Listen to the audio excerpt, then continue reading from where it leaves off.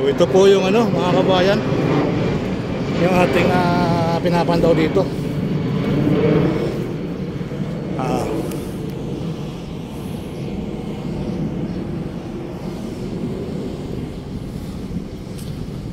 So ito po yung sitwasyon dito ngayon mga kaibigan, no?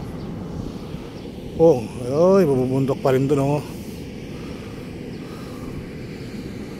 So yan po yung ating reclamation.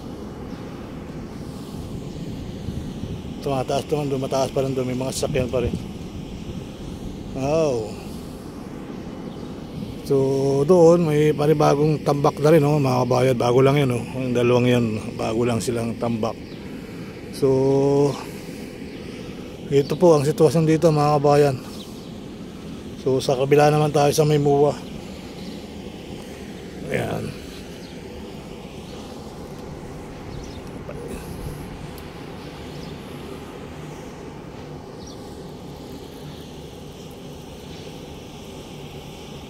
Halos kasing taasan ng building, ano? Kung isipin mo guys, oh. Yung building na yun ay 16th floor. Ay halos pagkapantay-pantay na rin. Kaya pag gawa ng building, ayan, so pinapatigas-tigas po na yan mga kababayan. At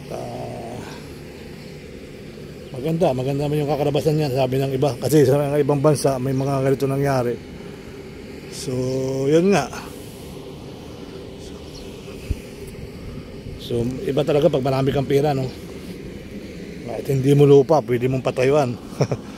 Dagat yan, eh.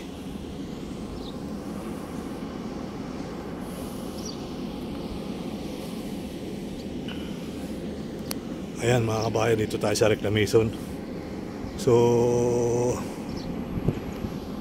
may mga ano yan, nag-okay ng bako. Ayan, oh, gumagalaw naman yung mga bako nila. So dito nga minamataan ako na, ayan, oh, at puting-puti pa siya, bagong buhos pa yata ng bagong baba. Ayan. So yan po yung sitwasyon dito sa liblib na lugar nito. Ayan. Ito yung building na lime. So ito po ay pagdating sa gabi ay kulay green, kaya lime. Ayan. So muli po ay mabuting umaga sa inyo lahat at magandang araw na rin po. Maraming salamat.